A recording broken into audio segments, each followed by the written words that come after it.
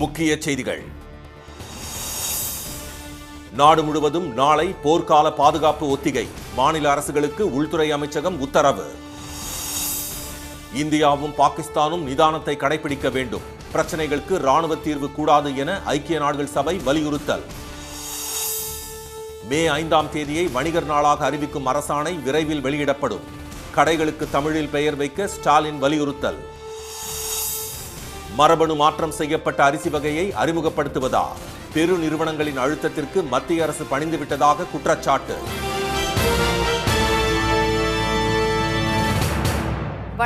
வணக்கம். நாடு முழுவதும் நாளை போர்க்கால பாதுகாப்பு ஒத்திகைகளை நடத்துமாறு அனைத்து மாநில அரசுகளுக்கும் மத்திய அரசு உத்தரவிட்டுள்ளது.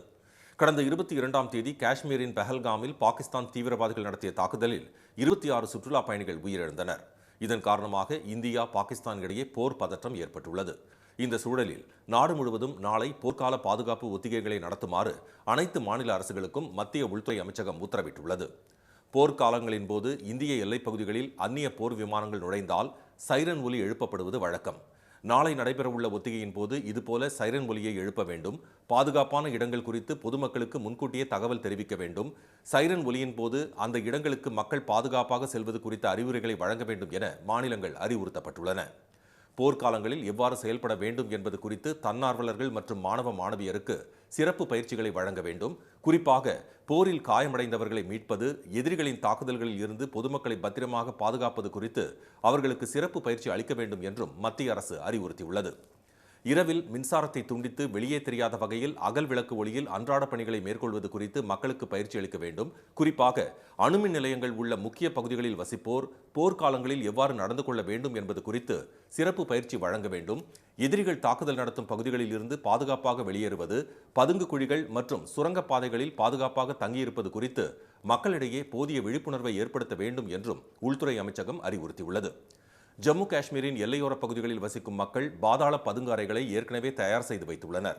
1 மாதத்திற்கு தேவையான மளிகை பொருட்களையும் அவர்கள் வாங்கி வைத்திருக்கின்றனர். பஞ்சாப், ராஜஸ்தான், குஜராத் மாநிலங்களின் எல்லையோர கிராமங்களிலும் போர்க்கால ஒத்திகை தொடங்கப்பட்டிருக்கிறது. பஞ்சாபின் பெரோஸ்பூர் பகுதியை ஒட்டிய கிராமங்களில் நேற்று முன்தினம் இரவு 9 மணி முதல் 9:30 மணி வரை மின் விநியோகம் நிறுத்தப்பட்டது. அந்த நேரத்தில் இன்வெர்ட்டர், ஜெனரேட்டர்களை பயன்படுத்தி வீடுகளில் மின் விளக்குகளை ஒளிரச் செய்யக்கூடாது. வாகனங்களின் முகப்பு விளக்குகளை கூட ஒளிரச் செய்யக்கூடாது என்று போலீசார் அறிவுறுத்தினர். இதை எல்லையோர கிராமங்களைச் சேர்ந்த மக்கள் மிகுந்த கண்டிப்புடன் பின்பற்றினர். கடந்த 1971ஆம் ஆண்டு இந்தியா பாகிஸ்தான் இடையே போர் நடைபெற்ற போது நாடு முழுவதும் போர்க்கால ஒத்திகைகள் நடத்தப்பட்டது குறிப்பிடத்தக்கது. இந்தியா பாகிஸ்தான் இடையே போர் பதற்றம் அதிகரித்து வரும் நிலையில் இரு நாடுகளும் நிதானத்தை கடைபிடிக்க வேண்டும் என்று ஐநா வேண்டுகோள் விடுத்துள்ளது. ஜம்மு காஷ்மீர் மாநிலம் பெஹல்காமில் நடந்த பயங்கரவாத தாக்குதலில் 26 பேர் பலியாகினர். இதைத் தொடர்ந்து பெஹல்காம் தாக்குதலுக்கு பதிலடி கொடுக்க இந்தியா தயாராகி வருகிறது. இந்நிலையில் இரு நாட்டு எல்லையில் தொடர்ந்து துப்பாக்கிச் சண்டை நடைபெற்று வருகிறது. ஏவுகணை சோதனையும் பாகிஸ்தான் நடத்தி வருகிறது. இரு நாடுகள் இடையே போர் பதற்றம் அதிகரித்து வரும் நிலையில் பிரதமர் திரு மோடியை தொலைபேசியில் தொடர்பு கொண்டு பேசிய ரஷ்ய அதிபர் புதின் தீவிரவாதத்தை அடியோடு ஒழிக்க இந்தியாவுடன் துணை நிற்பதாக உறுதியளித்துள்ளார். தீவிரவாத செயலில் ஈடுபடுபவர்கள், அவர்களுக்கு ஆதரவு அளிப்பவர்கள் நீதியின் முன் நிறுத்தப்பட வேண்டும் என்றும் புதின் தெரிவித்துள்ளார். பாகிஸ்தானுக்கு எதிராக இந்தியா எடுத்து வரும் நடவடிக்கைகளால் கலக்கம் அடைந்துள்ள அந்நாடு இந்த விவகாரம் தொடர்பாக விவாதிக்க ஐக்கிய நாடுகள் சபையில் பாதுகாப்பு கவுன்சில் கூட்டத்தை கூட்டுமாறு கோரியது. பாகிஸ்தானின் கோரிக்கையை ஏற்று ஐநா பாதுகாப்பு சபை நேற்று கூடி அவசர ஆலோசனை நடத்தியது. இந்த கூட்டம் தொடங்குவதற்கு முன்னதாக ஐநா பொதுச் செயலாளர் ஆண்டோனியோ குட்ரெஸ் வெளியிட்டுள்ள அறிக்கையில் பெஹல்காமில் நடந்த பயங்கரவாத தாக்குதல் கண்டனத்துக்குரியது, எந்த காரணத்துக்காகவும் பொதுமக்களின் மீதான தாக்குதலை ஏற்றுக்கொள்ள முடியாது என தெரிவித்துள்ளார். சமீபத்திய பிரச்சனையால் இரு நாடுகளுக்கும் இடையே பதற்றம் அதிகரித்து வருவது வேதனை அளிப்பதாகவும் பிரச்சனைகளுக்கு ராணுவம் மூலம் தீர்வு ஏற்படாது என்றும் கூறியுள்ளார். இரு நாடுகளும் நிதானத்தை கடைபிடிக்க வேண்டும் என்று வலியுறுத்தியுள்ள ஆண்டோனியோ குட்ரெஸ் பதற்றத்தை தணிக்க முன்வர வேண்டும் என்றும் கேட்டுக் கொண்டுள்ளார். நீதிபதிகள் நியமனத்தில் வெளிப்படைத்தன்மையை உறுதி செய்யும் பொருட்டு உச்சநீதிமன்றம் மற்றும் உயர்நீதிமன்ற நீதிபதிகள் நியமிக்கப்படும் முறை, தற்போது பணியில் உள்ள மற்றும் முன்னாள் நீதிபதிகள் தொடர்பான அனைத்து விவரங்களும் உச்சநீதிமன்றத்தின் வலைதளத்தில் வெளியிடப்பட்டுள்ளது. பொதுமக்கள் உச்சநீதிமன்றம் மற்றும் உயர்நீதிமன்றங்களின் செயல்பாடுகள் குறித்து அறிந்து கொள்ளும் நோக்கில் பட்டியல்கள் வெளியிடப்பட்டுள்ளதாக தலைமை நீதிபதி திரு சஞ்சீவ் கண்ணா அறிவித்துள்ளார். அவற்றில் நீதிபதிகள் நியமனத்தில் உச்சநீதிமன்ற கொலீஜியத்தின் பங்கு, மத்திய மற்றும் மாநில அரசுகளிடமிருந்து பெறப்படும் தரவுகள் மற்றும் அவற்றின் மீதான உச்சநீதிமன்ற கொலீஜியத்தின் முடிவு ஆகியவை இடம்பெற்றுள்ளன. மேலும் கடந்த 2022 நவம்பர் மாதம் முதல் மே 5ஆம் தேதி வரை உச்சநீதிமன்ற கொலீஜியத்தால் ஏற்றுக்கொள்ளப்பட்ட உயர்நீதிமன்ற நீதிபதிகளின் பட்டியலும் வெளியிடப்பட்டுள்ளது. அதில் பரிந்துரைக்கப்பட்ட தேதி, நியமிக்கப்பட்ட தேதி, சமூக வகுப்பு, முன்னாள் அல்லது தற்போது பணியில் உள்ள உச்சநீதிமன்ற, உயர்நீதிமன்ற நீதிபதிகள் குறித்த அனைத்து விவரங்களும் இடம்பெற்றுள்ளன. கடந்த ஏப்ரல் 1ஆம் தேதி முதல் உச்சநீதிமன்ற நீதிபதிகளின் சொத்து விவரங்களும் வலைதளத்தில் பதிவேற்றப்பட்டு வருவதாக அறிவிக்கப்பட்டுள்ளது.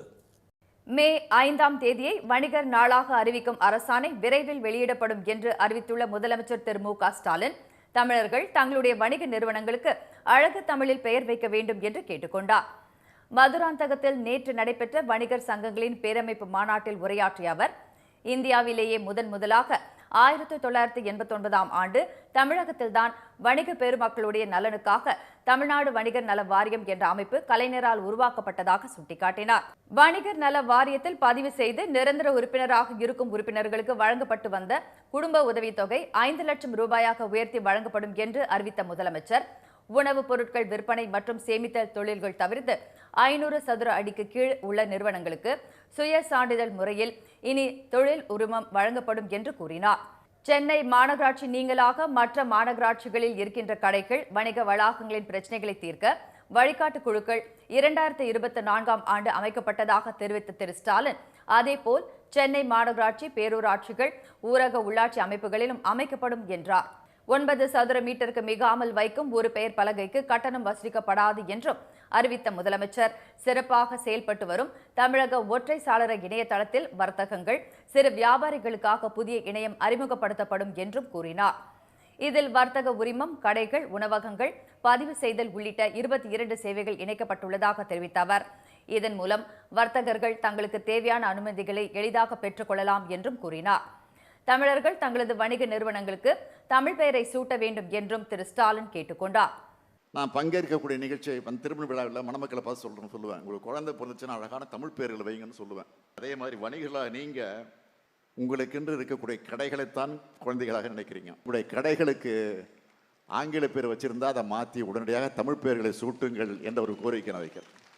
பொதுமக்களின் நலன் கருதி அனைத்து நாட்களும் 24 மணி நேரமும் திறந்திருக்க அனுமதி அளித்து கடைகளுக்கு வழங்கப்பட்ட அரசு ஆணை அடுத்த மாதம் 4ஆம் தேதியுடன் முடிவடைவதாக தெரிவித்த முதலமைச்சர், இதனை மேலும் 3 ஆண்டுகளுக்கு நீட்டித்து அரசாணை வெளியிடப்படும் என்றார். வணிகர்களின் நியாயமான கோரிக்கைகள் அனைத்தும் பரிசீலிக்கப்பட்டு அதன் மீது உரிய நடவடிக்கை படிப்படியாக எடுக்கப்படும் என்றும் திரு ஸ்டாலின் கூறினார். பெருநிறுவனங்களின் அழுத்தத்தால் மரபணு மாற்றம் செய்யப்பட்ட 2 வகை அரிசியை மத்திய அரசு வெளியிட்டுள்ளதாக மரபணு மாற்றத்திற்கு எதிரான கூட்டமைப்பு குற்றம் சாட்டியுள்ளது. DRR தன் 100 மற்றும் புசா DST ரைஸ் 1 என்ற மரபணு மாற்றம் செய்யப்பட்ட 2 வகை அரிசியை மத்திய வேளாண் அமைச்சர் திரு சிவராஜ் சிங் சௌகான் நேற்று முன்தினம் அறிமுகம் செய்தார். பருவநிலை மாற்ற சவால்களை எதிர்கொள்ளவும் அரிசி விளைச்சலை 30% வரை அதிகரிக்கவும் இந்த நடவடிக்கை எடுக்கப்பட்டதாக மத்திய அரசு அறிவித்தது. மரபணு மாற்றப்பட்ட உணவுப் பொருட்களால் ஆரோக்கியம் மற்றும் சுற்றுச்சூழலுக்கு பாதிப்பு ஏற்படும் என மரபணு மாற்றத்திற்கு எதிரான கூட்டமைப்பு அரசுக்கு கண்டனம் தெரிவித்துள்ளது. பெருநிறுவன லாபிகளின் அழுத்தத்தால் மத்திய அரசே சட்டவிரோதமான செயல்களை செய்து வருவது அதிர்ச்சி அளிப்பதாக அந்த அமைப்பு கண்டனம் தெரிவித்துள்ளது. மரபணு மாற்ற தொழில்நுட்பத்தில் உள்ள ஆபத்து குறித்து ஏராளமான அறிவியல் பூர்வ சான்றுகள் உள்ளதாக சுட்டிக்காட்டியுள்ள அந்த அமைப்பு, இந்த மரபணு மாற்றப்பட்ட அரிசி வகைகள் நாட்டின் பன்முகத்தன்மை உடைய அரிசி மரபணு தொகுப்பை ஆபத்தில் ஆழ்த்தும் என எச்சரித்துள்ளது. எந்தவித பாதுகாப்பு பரிசோதனைகளையும் மேற்கொள்ளாமல் இந்த அரிசி வகைகள் வெளியிடப்பட்டுள்ளதாகவும் மரபணு மாற்றத்திற்கு எதிரான கூட்டமைப்பு சாடியுள்ளது. அறிவுசார் சொத்துரிமை உடைய தொழில்நுட்பங்களை அறிமுகப்படுத்துவதால் விவசாயிகளின் விதை இறையாண்மையில் அரசு சமரசம் செய்துள்ளதாகவும் தெரிவித்துள்ள அந்த அமைப்பு, இந்த புதிய வகை அரிசியின் அறிவுசார் சொத்துரிமை குறித்த வெளிப்படைத்தன்மையை அரசு வெளியிட வேண்டும் என வலியுறுத்தியுள்ளது. இந்த அரிசி வகைகளில் செய்யப்பட்ட பாதுகாப்பு சோதனை விவரங்களை அரசு வெளியிட வேண்டும் என்றும் கோரியுள்ள அந்த அமைப்பு, பொது நலனுக்கு தீங்கு விளைவிக்காது என்பதையும் மத்திய அரசு நிரூபிக்க வேண்டும் என வலியுறுத்தியுள்ளது. மரபணு மாற்ற உணவுப் பொருட்கள் தொடர்பாக கடந்த ஆண்டு ஜூலை மாதம் உச்சநீதிமன்றம் பிறப்பித்த உத்தரவை மத்திய அரசு மீறியுள்ளதாக தெரிவித்துள்ள மரபணு மாற்றத்திற்கு எதிரான கூட்டமைப்பு, இது நீதிமன்ற அவமதிப்பு என்றும் தெரிவித்துள்ளது. மீனவர்களின் பாதுகாப்பை உறுதி செய்வதுடன் இலங்கை கடற்படையால் கைப்பற்றப்பட்ட மீன்பிடி படகுகளை உடைத்து வேறு தேவைகளுக்கு பயன்படுத்துவதை தடுக்கவும் தேவையான அனைத்து நடவடிக்கைகளையும் எடுக்குமாறு மத்திய அரசை தமிழக அரசு வலியுறுத்தியுள்ளது. இது தொடர்பாக வெளியுறவுத்துறை அமைச்சர் திரு ஜெய்சங்கருக்கு முதலமைச்சர் திரு ஸ்டாலின் எழுதியுள்ள கடிதத்தில், மீனவர்கள் மீது தொடர்ச்சியாக தாக்குதல்கள் சமீப காலமாக அதிகரித்து வருவதாக சுட்டிக்காட்டப்பட்டுள்ளது. இந்திய மீனவர்கள் மீது அடையாளம் தெரியாத இலங்கையைச் சேர்ந்த நபர்களால் தாக்குதல் நடத்தப்படும் சம்பவங்கள் அதிகரித்து வருவதாக தெரிவித்துள்ள முதலமைச்சர், கடந்த 2ஆம் தேதி நாகை மாவட்டத்தின் கடலோர கிராமங்களைச் சேர்ந்த 23 மீனவர்கள் மற்றும் அவர்களது 5 நாட்டு படகுகள் கடலில் அடையாளம் தெரியாத இலங்கையைச் சேர்ந்தவர்களால் வெவ்வேறு சம்பவங்களில் தாக்கப்பட்டதாகவும் குறிப்பிட்டுள்ளார். அவர்களின் GPS கருவிகள், கைபேசிகள், VHF உபகரணங்கள், ஐஸ் பெட்டிகள், இயந்திர பாகங்கள், இன்வெர்டர் பேட்டரிகள், அடுப்பு, சுமார் 470 கிலோ மீன்பிடி வலைகள், தங்கம் மற்றும் வெள்ளி நகைகள் போன்ற தனிப்பட்ட உடைமைகளும் பறிக்கப்பட்டதாக தெரிவித்துள்ள திரு ஸ்டாலின், மீனவர்களின் வாழ்வாதாரத்தை பாதிக்கும் இதுபோன்ற சம்பவங்கள் மீண்டும் நிகழாமல் இருக்கவும், தாக்குதல் நடத்தியவர்கள் இதுபோன்ற செயல்களில் ஈடுபடுவதை தடுக்கவும் இந்தியாவிலும் இலங்கையிலும் உள்ள தொடர்புடைய அதிகாரிகளிடம் இப்பிரச்சனை எடுத்து சென்று உரிய நடவடிக்கைகளை மேற்கொள்ள வேண்டும் என்று வலியுறுத்தியுள்ளார். இலங்கை மீன்பிடி மற்றும் நீரியல் வளங்கள் துறை பரிந்துரைக்கு ஏற்ப செயற்கை பவளப்பாறை அமைப்புகளை உருவாக்கும் திட்டத்தின் ஒரு பகுதியாக 2022 மற்றும் 2023 ஆண்டுகளில் இந்திய மீனவர்களிடம் இருந்து பறிமுதல் செய்யப்பட்ட 34 மீன்பிடி படகுகளை உடைத்து கடலில் மூழ்கடிக்க இலங்கை அரசு திட்டமிட்டு இருப்பதாக தெரிவித்துள்ள திரு ஸ்டாலின், மீன்பிடி படகுகளை நம்பியுள்ள மீனவர்களின் வாழ்வாதாரத்திற்கு இதனால் பேரிழப்பு ஏற்படுவதை தவிர்க்கவும் தமிழக மீனவர்களிடம் இருந்து பறிமுதல் செய்யப்பட்ட படகுகளை இலங்கை அரசு திரும்ப ஒப்படைக்க உரிய நடவடிக்கை எடுக்க வேண்டும் என்றும் கேட்டுக் கொண்டுள்ளார். தற்போதைய நிலவரப்படி தமிழக மீனவர்களுக்கு சொந்தமான 229 மீன்பிடி படகுகள் இலங்கை அரசின் கட்டுப்பாட்டில் உள்ளதாக தெரிவித்துள்ள முதலமைச்சர், இலங்கை நீதிமன்றங்களால் விடுவிக்கப்பட்ட 12 மீன்பிடி படகுகளுடன் 101 மீனவர்களையும் 14 மீட்பு படகுகள் மூலம் இந்தியாவிற்கு கொண்டு வருவதற்கு ஏற்கனவே தமிழ்நாடு அரசு மத்திய அரசிற்கு அனுப்பியுள்ள கருத்துருவத்திற்கு வெளியுறவு அமைச்சகம் விரைவில் நடவடிக்கை எடுக்கும் என்று நம்புவதாகவும் குறிப்பிட்டுள்ளார். கடந்த 10 ஆண்டு அதிமுக ஆட்சியில் 348 கோடி ரூபாய் மட்டுமே ஒதுக்கப்பட்ட விளையாட்டுத்துறைக்கு திராவிட மாடல் அரசின் 4 ஆண்டுகளில் 545 கோடி ரூபாய் ஒதுக்கப்பட்டுள்ளதாக துணை முதலமைச்சர் திரு உதயநிதி ஸ்டாலின் தெரிவித்தார். சென்னை நேரு ஸ்டேடியத்தில் நேற்று நடைபெற்ற நிகழ்ச்சியில் பங்கேற்ற அவர், தஞ்சாவூர், மதுரை, திருநெல்வேலி மாவட்டங்களில் உள்ள விளையாட்டு மைதானங்களில் 16.73 கோடி ரூபாய் மதிப்பீட்டில் புதிதாக அமைக்கப்பட்டுள்ள நவீன விளையாட்டு கட்டமைப்புகளை காணொலி காட்சி மூலம் திறந்து வைத்தார். அனைத்து மாவட்ட விளையாட்டு அலுவலகங்களிலும் அமைக்கப்பட்டுள்ள ஸ்டார் அகாடமிகளையும், கும்பகோணம், தாராபுரம் உள்ளிட்ட 18 சட்டப்பேரவை தொகுதிகளில் 54 கோடி ரூபாய் மதிப்பீட்டில் அமைய உள்ள சிறு விளையாட்டு அரங்கங்களுக்கும் திரு உதயநிதி அடிக்கல் நாட்டினார். அப்போது பேசிய அவர், திமுக ஆட்சியில் விளையாட்டுத்துறை இதுவரை இல்லாத அளவிலான வளர்ச்சியை அடைந்திருப்பதாக தெரிவித்தார். கன்னியாகுமரியில் சுமார் 12 லட்சம் ரூபாய் செலவில் பாரம்பரிய தற்காப்பு விளையாட்டு பயிற்சி மற்றும் ஆராய்ச்சி மையம் அமைக்கப்படும் என்று திரு உதயநிதி கூறினார். 10 ஆண்டு அதிமுக ஆட்சியை விட கடந்த 4 ஆண்டு திமுக ஆட்சியில் 545 கோடி ஒதுக்கியுள்ளதாக அவர் தெரிவித்தார். முந்தைய ஆட்சியாளர்களுடைய காலத்தில் 2011 முதல் 2021 வரை 10 வருஷத்துல வெறும் 348 கோடி ரூபாய் அளவுக்கு தான் விளையாட்டுத்துறை சார்ந்த இன்ஃப்ராஸ்ட்ரக்சர் ஃபெசிலிட்டிஸ் கிரியேட் பண்ணப்பட்டது 10 வருஷத்துல. ஆனா நம்முடைய முதலமைச்சர் தலைமையிலான நம்முடைய ஆட்சியில இந்த 4 ஆண்டுகள்ல மட்டும் 545 கோடி ரூபாய் அளவிற்கு இன்ஃப்ராஸ்ட்ரக்சர் ஃபெசிலிட்டிஸ் மட்டும் கிரியேட் பண்ணப்பட்டிருக்கு. 10 வருஷத்துல அவங்க கிரியேட் பண்ணது 348 crores. 4 வருஷத்துல திராவிட மாடல் அரசு ஆட்சியில கிரியேட் பண்ணது 545 crores. இது கிட்டத்தட்ட 4 மடங்கு அதிகம். தமிழ்நாட்டின் பாரம்பரிய தற்காப்பு கலையான சிலம்பம் உள்ளிட்டவற்றை மீட்டெடுக்கவே அதற்கென பயிற்சி மற்றும் ஆராய்ச்சி மையம் அமைக்க உள்ளதாக திரு உதயநிதி தெரிவித்தார். இதற்கிடையே சிறந்த விளையாட்டு வீரர்களுக்கு முதலமைச்சர் மாநில விளையாட்டு விருதுகள் வழங்கும் திட்டத்தின் கீழ் 39 பேருக்கு அவர் விருதுகளை வழங்கி கௌரவித்தார். இதுகுறித்து கருத்து தெரிவித்த வீரர்கள், மாநிலம் முழுவதும் லட்சக்கணக்கான மாணவர்களுக்கு தமிழர்களின் பாரம்பரிய கலையான சிலம்பத்தை தற்போது உள்ள தலைமுறை கற்க தூண்டியதே திமுக ஆட்சி வழங்கிய இடஒதுக்கீடே காரணம் என்றனர். இந்த பயிற்சியை வழங்கி வரும் தமிழ்நாடு சிலம்பாட்ட கழகத்திற்கான அனுமதியை விளையாட்டு மேம்பாட்டு ஆணையம் வழங்காமல் தாமதிப்பதாக வீரர்கள் கூறினர். நகரம், கிராமம் என அனைவருக்கும் விளையாட்டுத்துறை மீது தனி கவனத்தை ஏற்படுத்தியதே திராவிட மாடல் அரசுதான் என்று அவர்கள் தெரிவித்தனர். நீலகிரி மாவட்டம் குன்னூரில் 3 நாட்களாக சுற்றித் திரிந்த யானை தற்போது தொட்டபேட்டா வனப்பகுதிக்கு சென்றதை வனத்துறையினர் ட்ரோன்கள் மூலம் கண்காணித்து வருகின்றனர்.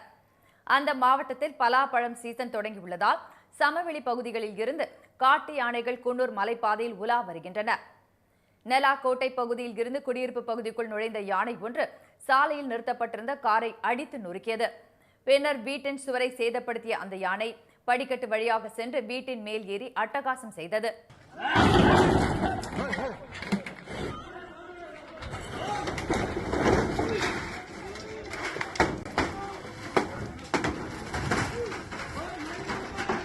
இதை பார்த்த ஒருவர் அங்கிருந்து தப்பி ஓட முயன்ற போது கீழே விழுந்து படுகாயமடைந்தார். ஓடி வரும்போது இங்க வந்து விழுந்துட்டாரு. நான் அப்பதான் கதவை திறக்கிறேன், என்ன சவுண்டுன்னு. கதவை திறந்தவே உள்ள வந்தது. அப்புறம் அவரை உள்ள விட்டு பூட்டிட்டோம். பூட்டினதுக்கு பிற்பாடு நான் அந்த ஜன்னல்ல இருந்து பாக்குறேன், அங்க போய் எல்லாம் உடைச்சி அப்படியே காட்டுக்குள்ள அப்படியே இறங்கி போயிடுச்சு. ஐயோ, அந்த நேரம் ஆடி போச்சுங்க. என் உயிர் என்கிட்ட இல்ல. அப்படியே கொஞ்ச நேரம் அப்படியே ஒரு மாதிரி ஆயிட்டேன். உயிரை கையில் பிடித்துக்கொண்டு வீட்டிற்குள் முடங்கிய அந்த பகுதி மக்கள் யானை சென்ற பிறகு கூடலூர் கேரளா செல்லும் சாலையில் மறியல் செய்தனர். யானையை பிடித்து காட்டில் விட நடவடிக்கை எடுப்பதாக வனத்துறையினர் கூறியதை அடுத்து போராட்டம் முடிவுக்கு வந்தது. ட்ரோன்கள் மூலம் கண்காணிப்பில் ஈடுபட்டு வரும் வனத்துறையினருக்கு அந்த ஒற்றை யானை போக்கு காட்டி வருகிறது. குன்னூரில் இருந்து உதகை தொட்டபெட்டா வனப்பகுதிக்கு நேற்று மாலை வந்த யானை வனப்பகுதியில் ஓய்வெடுத்து வருகிறது. காட்டு யானை தொட்டபெட்டா காட்சிமுனை பகுதிக்கு வருவது இதுவே முதல் முறை என்றாலும் வனத்துறையினர் காட்டு யானையை கண்காணித்து வருவதுடன் வனப்பகுதிக்குள் விரட்ட தொடர்ந்து போராடி வருகின்றனர்.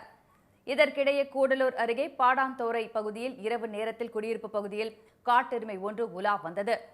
இதை வனப்பகுதிக்குள் விரட்டும் பணியில் வனத்துறையினர் ஈடுபட்டு வருகின்றனர். கேரளாவில் புகழ்பெற்ற திருச்சூர் பூரம் திருவிழா கோலாகலமாக தொடங்கியுள்ளது. கேரள மாநிலம் திருச்சூரில் வடக்கு நாகர்கோவில் உள்ளது.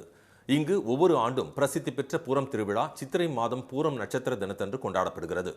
அதேபோல் இந்த ஆண்டும் வழக்கமான உற்சாகத்துடன் திருவிழா தொடங்கியுள்ளது. இதையடுத்து தொடக்க நிகழ்ச்சியாக கண்கவர் வானவேடிக்கை நிகழ்த்தப்பட்டது. முதலில் திருவம்பாடி கோவில் சார்பாகவும் தொடர்ந்து பாரமேக்காவு பகவதி அம்மன் கோவில் சார்பாகவும் வானவேடிக்கை நிகழ்த்தப்பட்டது. இரவை பகலாக்கிய இந்த கண்கவர் வானவேடிக்கைகளை ஆயிரக்கணக்கானோர் கண்டு ரசித்தனர். தொடர்ந்து நேற்று பிற்பகலில் செண்டை மேளம் முழங்க எர்ணாகுளம் சிவகுமார் யானை நைத்தலக்காவு பகவதி அம்மன் சிலையுடன் தெற்கு கோபுர நடை வழியாக வெளியே வந்து பூரம் திருவிழாவை தொடங்கி வைத்தது. கலர்ஃபுல்லாக இருக்கும். நிறைய ஒரு 30 எலிஃபென்ட்ஸ்லாம் சேர்ந்து நின்று கொடை அந்த மாதிரி நெத்தி பட்டம் இதெல்லாம் வச்சு பார்க்கவே ரொம்ப அருமையாக இருக்கும். எல்லாருக்கும் பிடிச்ச மாதிரியே இருக்கும். அதே மாதிரி இளஞ்சித்தர மேளம் தான் இதில் ഏറ്റവും ஸ்பெஷல் ஆகிட்டு சொல்கிறதுனா இளஞ்சித்தர மேளம். அது நல்லா இருக்கும். எல்லாரும் அதை என்ஜாய் பண்ணுவாங்க. இந்த இயர் வந்து லேடிஸ்க்கும் பார்க்குற மாதிரி அரேஞ்ச் பண்ணியிருக்காங்க. இந்த ஆலயத்தின் குடை மாற்றும் விழா மிகவும் பிரசித்தி பெற்றதாகும். கோயில்களுக்கு சொந்தமான 15 யானைகள் ஒரு வரிசையிலும் அதற்கு எதிர் திசையில் மற்றொரு கோவிலுக்கு சொந்தமான 15 யானைகளும் நின்று குடை மாற்றும் விழா இன்று நடைபெற உள்ளது. அதற்காக ஆண்டுதோறும் புதிதாக தயாரிக்கப்படும் பல வண்ண குடைகள், யானைகளுக்கு அணிவிக்கப்படும் நெற்றி பட்டம், கழுத்தில் அணிவிக்கப்படும் மணி உள்ளிட்ட அலங்கார பொருட்கள் காட்சிப்படுத்தப்பட்டிருந்தன. இதனை ஆயிரக்கணக்கானோர் கண்டு ரசித்தனர். இன்று நடைபெறும் விழாவில் ஆசியாவிலேயே மிகவும் உயரமான யானை என்ற பெருமையை பெற்ற தெச்சிக்கோட்டு ராமச்சந்திரன் பங்கேற்க இருக்கிறது. அலங்கரிக்கப்பட்ட யானைகள் கோவிலை சுற்றியுள்ள 10 கிராமங்களில் இருந்து கோவிலுக்கு அழைத்து வரப்படும்.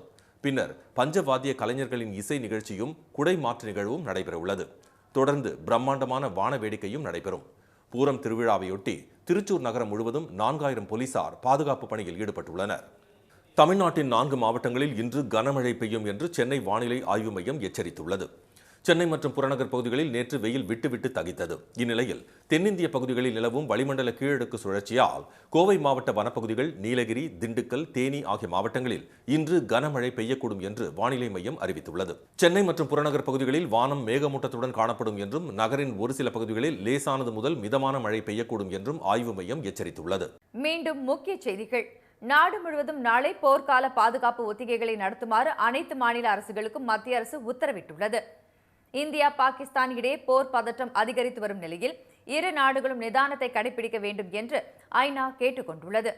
மே 5ஆம் தேதியை வணிகர் நாளாக அறிவிக்கும் அரசாணை விரைவில் வெளியிடப்படும் என்று அறிவித்துள்ள ஸ்டாலின், தமிழர்கள் தங்களுடைய வணிக நிறுவனங்களுக்கு அழகு தமிழில் பெயர் வைக்க வேண்டும் என்று கேட்டுக்கொண்டார்.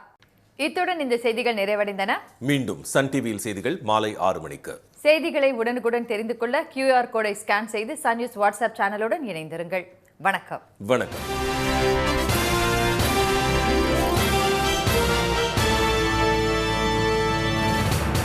உடனுக்குடன் செய்திகளை தெரிந்து கொள்ள சன் நியூஸ் பெல் ஐகானை கிளிக் பண்ணுங்க.